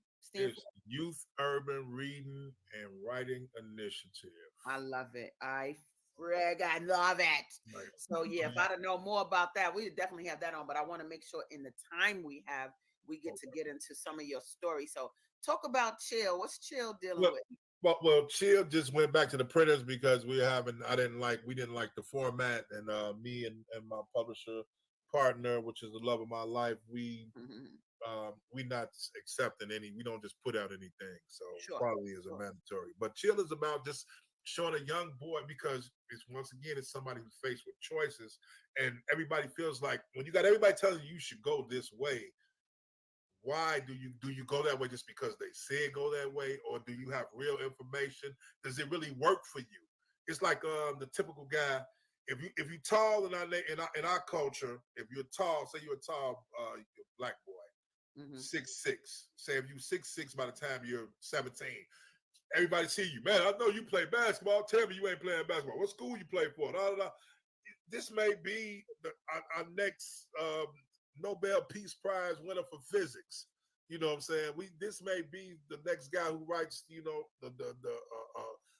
comes up with a revolutionary invention. But the first thing we do is relegate him to instantly to playing sports. So a lot of times they go off and is a famous guy, Kwame Brown. He was he went real high as a basketball player. He went real high as a draft, but he never really played that good in the NBA because he just was big, and they forced him to play ball. And years later, he got to talk about that, and that was so amazing to hear somebody really admit that, no, I didn't really want to do this, but they made me do it. That's why I wasn't that good. So really, Chill was just about kind of. It's based on living in your brother's footsteps. This guy Chill, he got to live up to his brother. Does he live up to his brother's footsteps? But the real question nobody ever asked him is, does he want to? Everybody expects him to, but does he want to? So that's what Chill is about. And it's actually a young adult. So that means it's good. So you can start in about 6th grade, no cursing, no sex. Relevant material. Also, one thing that's in the back of the young adult books I have to get, or I'll be slaughtered by my wife. is there for it to be used in the classrooms, chapter by chapter. Their discussion questions, SEL, and what they do is they don't just touch on just the chapter, but they actually touch on what the chapter was addressing in real life, the real emotions. Because a lot of times these kids, they need to have a dialogue, they need to speak, they need to talk. They're hurting, they're angry, they don't understand a lot of stuff. They don't have their voice. One thing I teach them is they have to learn how to use their voices. And when they use their voices, you have to be able to speak, or when you have to be able to write well enough for somebody to pay attention to what you're saying. So you can't just say, "Nah, I'm saying, nah, I mean, you heard me, you know what I mean? Yeah, okay, y'all trying." You can't just say, "No." You got to say, "I don't feel good about this because A, B, and C. This is what, when you did this is how I felt." Mm-hmm. Can't discount my feelings. I feel like this because, and you got to learn how to say it in a respectful manner where it can be accepted. You know what I'm saying? I mean, even when you're heated, you still got to be able to talk and explain yourself or explain your point of view without losing your man or without being disrespectful. So, one of the things that's good. I've heard from some of the teachers that have used it, the SEL, that they said that the questions took on a life of themselves. So they looked up. They had started with one question before they knew it. The whole period had gone. I love it. So I love it. That focus on the young people, that's gonna put you on top. Cause see, you can't do nothing but future when you're focusing on that. Like, how is this impacting the future? We do so much as a race, scowling at our young people and frowning at their pants. I can be quiet. What you got for them? What you have for them to revel in and to, you want them to respect you for what? Like, you could have a young person revere you, and all you got to do is show them some love, give them an opportunity to express themselves, all of that. So I do love that you're doing it. I got a question. Is that wifey in the background? Yes, ma'am. Tell her to come over here. Tell her to come to the camera. Get over there, girl. Let me see you, girl. Stop playing games. Let me see. Boop, boop, boop, boop. I just want to put it in the frame. Let me see. Running. This is running. Look. Jamie Root. Soon to be Dr. Jamie Root. I love it. Thank you so much for your contribution and for loving a Black man. I think that is so strong. That's all I feel brothers really need to shine, is to see sisters that see the shine and know how to shut your feminist, whatever, be quiet and go ahead and build them brothers up. And that has nothing to do with relinquishing who we are. It has everything to do with what we see as mothers and what we see as women. We see things a little different sometimes, and they do have a different emotional thing, but the support that the brothers need is right there. Stop fighting it. Stop fighting it, and then everything will be smooth as that's another narrative that they pushing. That's another, but it serves certain, entities. They get rich off this stuff. But and I think separated. I want us to not be so gullible. Stop being so gullible. Well, we fascinated with screens. So anything on the screen, it got to be right. It got to be. They said it on the screen. It was on the screen when they said it, so it's real. But that's what we fighting against with the media literacy thing. Like, we really, like, she's one of the Illinois' foremost leading voices in the media literacy fight. Like, she really is. Like, trying to get this stuff instituted all throughout the state, where it becomes part real curriculums, where they're learning to teach these kids at an early level that everything on the screen isn't right. Everything on the screen isn't true. You got to do some digging for yourself. Say it. And we need to do more work together. Like, the beauty of this show is look at all the stuff we finding out about each other on this show. True. Like, what we doing right now, this is so bigger than people who just want to tell a story. There is an intention underneath all of this to create a different reality, and that's the power we have as writers. We can impact the world. Your books, we just had a comment from a dude from Gambia this morning for Tony. Like, what we talking about? That means Black people watching this in Africa and just all over the world, so we can't take for granted. Look, you got a fan. Let me put this up. I see a fan. Yes, hi, Jamie. Oh, she got a fan too. Whenever okay. Thank you, Asadah. No doubt. Don't be hating, brother. But yeah, so I know, right? But yeah, this Yeah. is such a great endeavor, and I would love to work with you guys with what you're doing with the youth writing initiative. However, y'all see fit. It's like just utilizing each other's power, and so What we do a lot of times is we take money out of our own pockets. We get donations, and we donate. We definitely go to we send books to detained youth and young adults for free.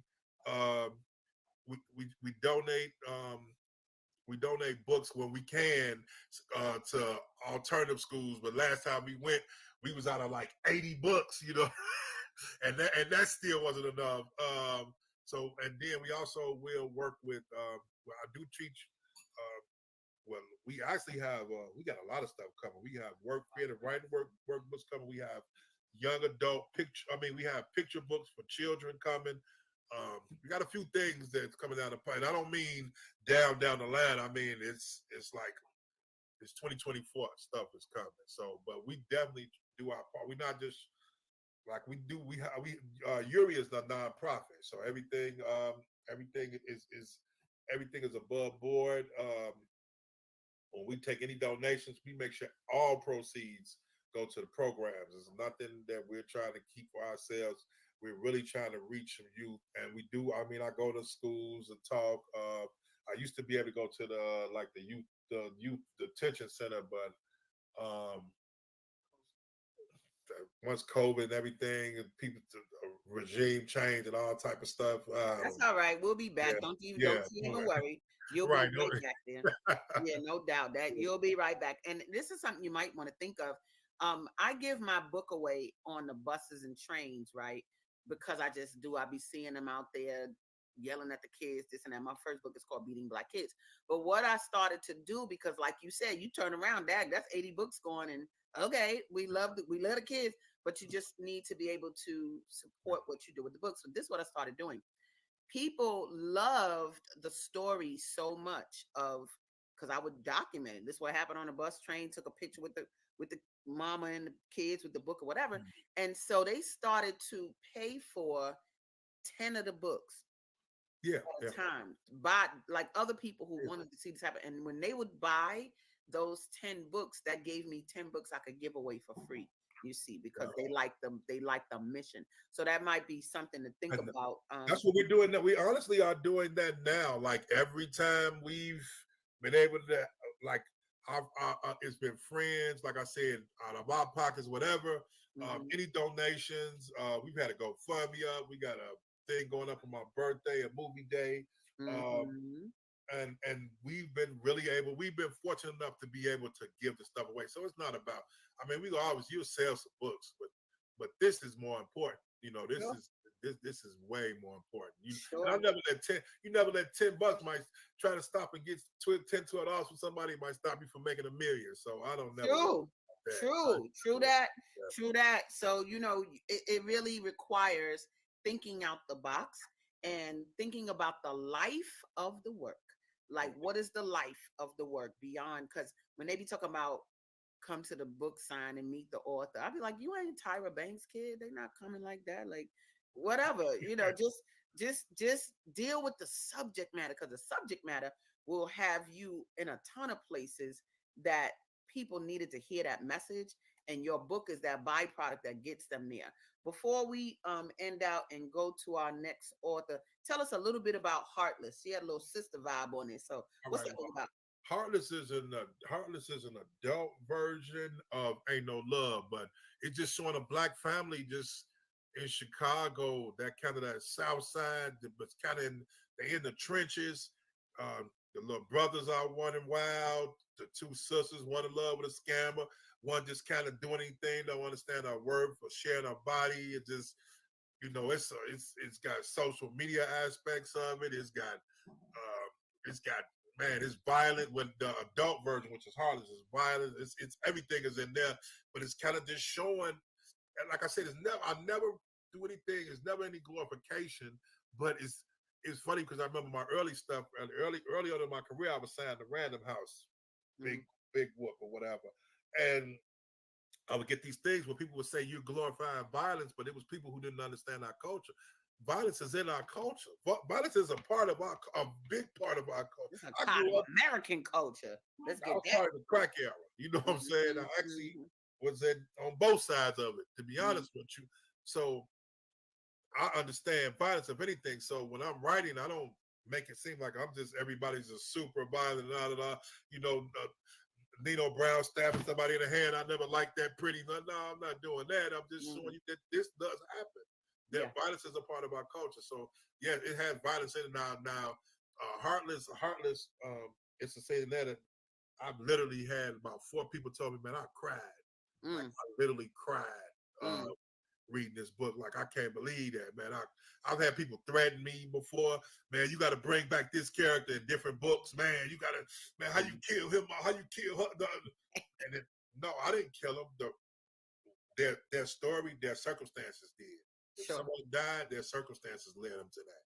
Sure. So, man, all of this sounds so exciting, and I'm so elated to be able to have you guys. You guys, if you don't have the date secured, that is April 20th. While Black is going to be there with the books. And you can bring all your books. How many books you got? Why Black? 12. I think it's 11 is ready. Okay. It's supposed to be 12. You bring what you gonna bring, but you guys, you're gonna be in for such a treat because this brother, as you can feel, I could feel your energy. You know what I'm saying? I could feel from the beginning when you weren't a writer to now, where you've chosen to take the experiences, the vision, the viewpoints, and put them into not only books, but now also an organization that works with young people. Yo, I am for that. Look, Hercules. Let me get that. But yeah, give us a words of wisdom or the final words to the audience. Man, to me, well, one thing I always talk to young people about with writing. I just had somebody call me last night, just out the blue. I don't even know this lady's name, and she just went to a whole thing about writing. But one thing I always say is begin at the beginning.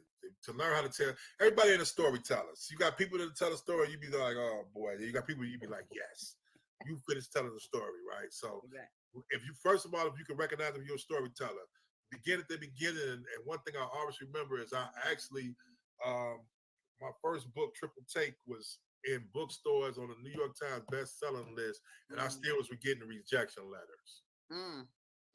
So sometimes you got to keep no matter what. And then even when I had done 3 books with a major, which with everybody wants to be there, and it wasn't even for me. And I went a whole other route. I'm gonna go self-publish my stuff. So that it's still about finding your own niche, what works for you, and don't quit your day job. That's what I told you. I'm a full-time writer, but I'm not a full-time author. I see. A full-time author can tour and just, I've been on a couple of book tours and I came back owing money. You know what I'm saying? Oh Lord, right. A full-time author is somewhere right now eating eggs Benedict, wondering what's on the day. After I finish with you in a day, I might be on a tow truck, I might be under a car, I might be sitting in my sewing machine. I definitely got to finish the chapter. I'm writing on another book I'm finishing. So I'm not a full-time author, but I am an author though, and I'm one of Chicago's dope writers. You already know this. Y'all see this, right? Brother, Wild Black, boo. Thank you so much for being here. I appreciate you. I look forward to connecting at the book fair April 20th. You guys, we're gonna come back shortly, right after this commercial break. And brother, let's do this. Thank you, Asadah. Much love. Bye, wifey. Oh my God. Peace. That's so funny. We'll be back, guys, after these messages. Cool. The heart of the Soulful Chicago Book Fair comes the Soulful Book Fair Foundation. The Soulful Book Fair Foundation provides programming, training, and literary opportunities for Black-themed writers and their readers, while increasing exposure and access to culturally relevant literature in Black communities. The Soulful Book Fair Foundation is built on 4 pillars. Enhance the Black literary marketplace, bolster training and marketing for Black writers, archive Black stories and literary experiences, and foster writing and telling of stories through Black youth. Our signature book fairs have showcased over 350 authors. Still, there are not enough opportunities for Black writers to promote their work. The Soulful Book Fair Foundation helps to enhance the Black literary marketplace and provide avenues for authors to gain exposure and sell their books.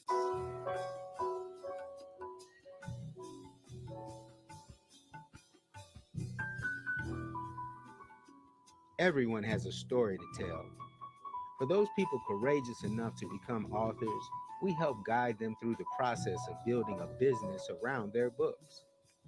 From effectively presenting at events to maximizing social media.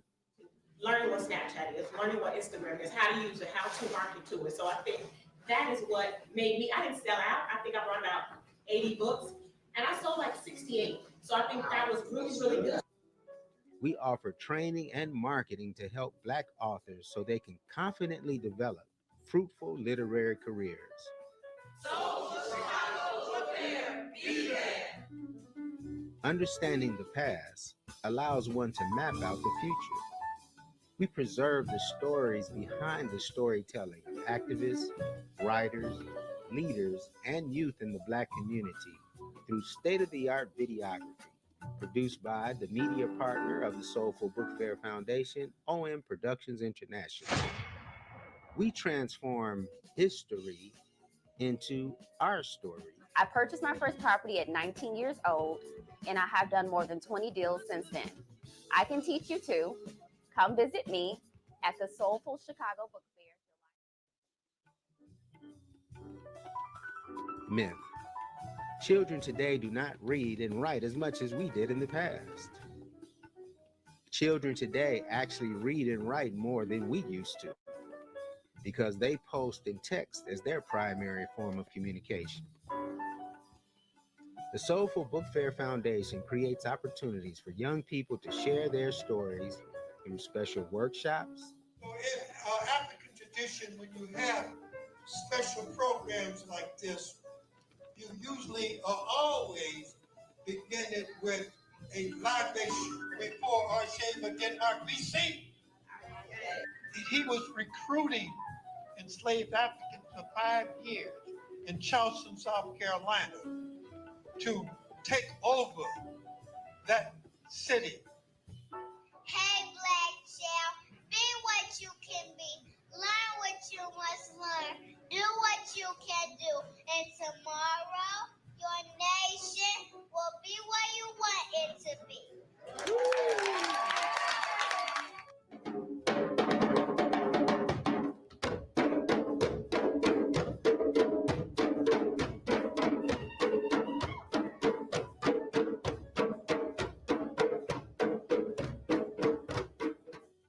I'm speaking the truth, but you call me a radical. You don't want to hear it? Send yourself on a sabbatical. Look at your history. Our labor here was never contractual. The 10UD Black Essay Contest provides opportunities for young people from grades 4 through 12 to win prizes for sharing their family histories. My great-grandmother was born July 27th of 1934 in Mississippi. She moved to Chicago in her early 20s because there was much more broad racism in the southern regions of the U.S. The 10UD Black Essay Contest validates their young thoughts and creates a platform for their ideas to be taken seriously. We believe that our children would read more if what they read reflected more of who they are. Why not help them be the authors of their own experience? Well, I started writing things in my journal, and then I started taking writing classes, and I realized I can put the things that go on in my life into my books, so I took them in my journal and I put them into my book. On these 4 pillars, enhancing the Black literary marketplace, bolstering training and marketing for Black writers, archiving Black stories and literary experiences, and fostering writing and the telling of stories through Black youth.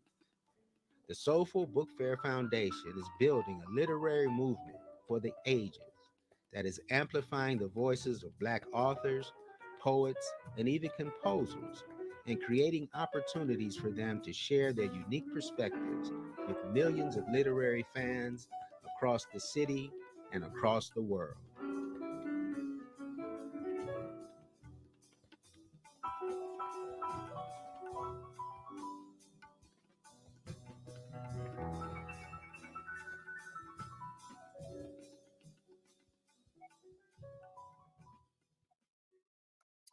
All right, we ready to roll. Let me bring on the last and say the best for last. Say the female energy for last. This is an author called Winter Time. I said, oh, she's gonna vibe like that. I'm bringing her on right now. What's up, sis? Good morning. How are you?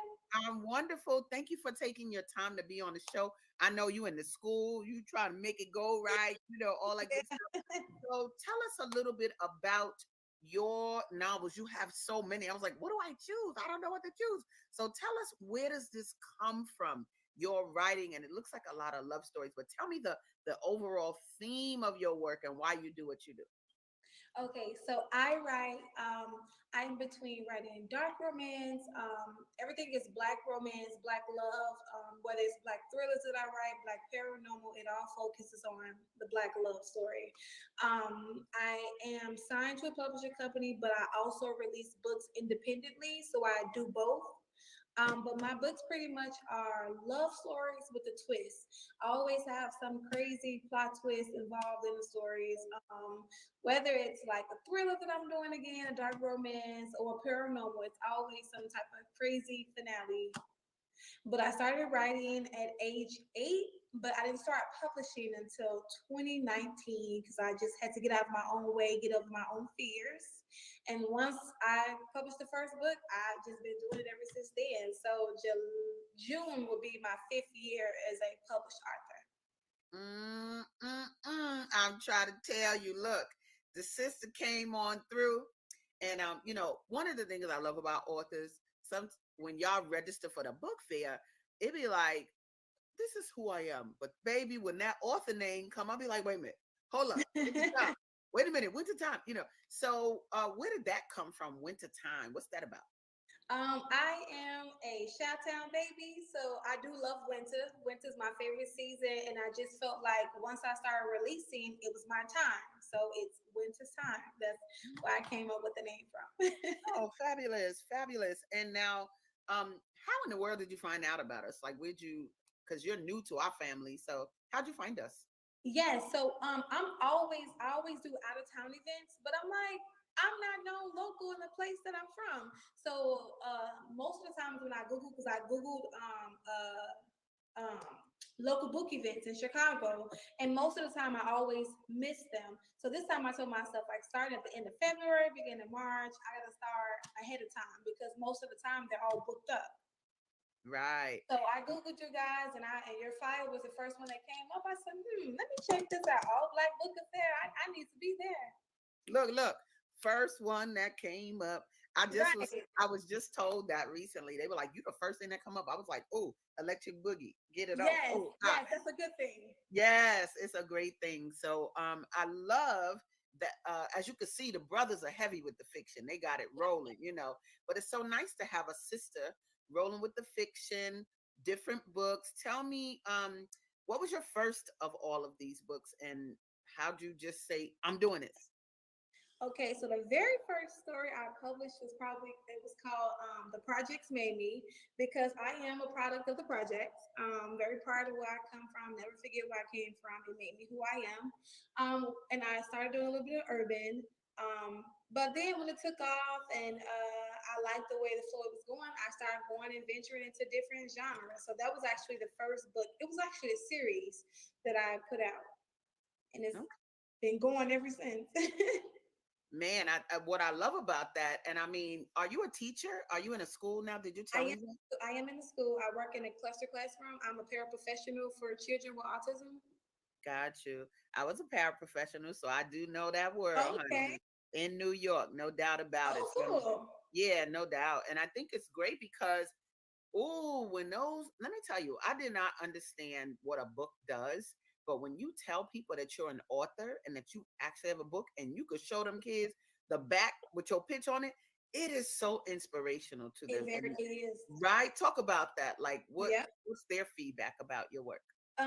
So I pretty much don't let kids involved with the work because of the genres that I write. But my babies, I have 3 kids, they are very supportive of me because they've been growing up with me for the past 5 years, seeing me produce, and they think it's the coolest thing in the world. Like, my mommy's an author, and currently my daughter and I are working on a children's book together. So she, she's watched me for all these years, and now she's like, I want to write a book with you. And so now we have something in the making together. How old is she? She's 7. Word. Let me tell you something. My daughter came out with her first book when she was 7. Okay. And I wrote the words and she did the photography. She's now a professional photographer. Oh, that that's was great. her first project, and she wanted money. She's like, Mommy, I want money. Like, we were in New York and we were in an affluent community. And I said, well, you got to create something that more than one person can just get involved in. And I had my books out, so I was an author, so I knew how to do that. So, honey, you're going to flourish with that one because it just is what it is. And it shows them like the power that one has to create their environment, to create their reality. And that book world is a thing. So I am so happy you are doing that. Now, before we go, because I know we didn't have a whole lot of time, what is the future for what Winter Time is doing? What do you want to see happen with your books?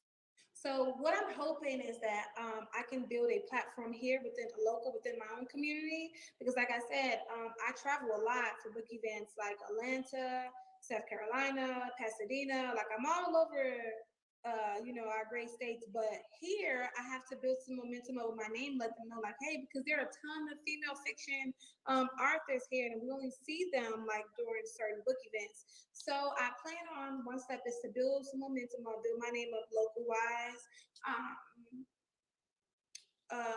Get more better with the promo and the branding and everything like that, because I will focus my attention solely on the books and I forget that there is a business side of it sometimes. So I am grounding myself to make sure that that it's possible that I stay on top of that, and pretty much just building within the community. Nice. You and our family now, baby. That's what that is. And so I take responsibility for not just selling people a table at our book fairs, like I tell a book. Like, we have a whole experience that we get involved in, and we overlap. And next thing you know, you in this store. Next thing you know, you on a radio show. So that's how I see it. Somebody got to do this for us, because if we don't, it won't happen. You get a lot of support for like dance and fine art and this and that, but the writers be getting like short end of the stick type mode, but not no more. I appreciate that, because definitely I actually have a book waiting in the library to let me know what the status is about that, and I wanted to move into some bookstores as well. Nice. Well, we will be a part of that reality for you. We keep you abreast of all the things that are growing there. Okay. We recently did a database of all the authors that have applied for our events and went over 1,000 Black writers. And so to have you in that family is gorgeous. But I want to thank you for coming on today. Thank you so much. I'm so grateful for the opportunity. Girl, you made it go right, girl. She was like 8:45. So thank you for being here. And thank you guys for being here on Gathering of the Griots. Be with us next Tuesday, 7 a.m. to 9 a.m. And we're going to do it some more with some more great Black writers. Peace. Love y'all much. Thank you. Have a good day, Mama. You too. All right. Well, guys, we'll be back, and we look forward to being here with you again. Peace and blessings. Bye-bye now.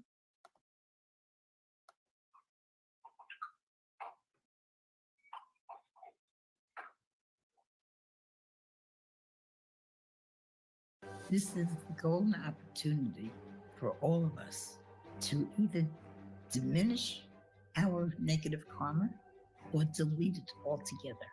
I think that religion is divisive. I've never seen so many religions. We've come to the end of our show today. If you missed any broadcasts, go to our website for the audio and video archives at www.thefemalesolution.com. On behalf of our team of radio hosts, I'd like to thank all of you who participated in today's discussions. And to our global family joining us from all around the world, we say thank you.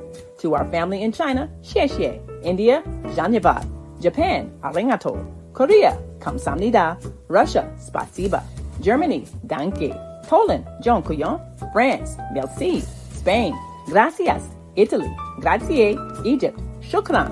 Ghana, madasi. Nigeria, eshe. South Africa, Ngiabonga. Senegal, Jareth. Kenya, Asante. Israel, Toda. Pakistan, Shukriya. Afghanistan, Tashakur. Saudi Arabia and Palestine, Shukran. Assalamu alaikum wa rahmatullahi wa barakatuhu. Thank you, and may peace be upon you and the mercy of God and God's blessings.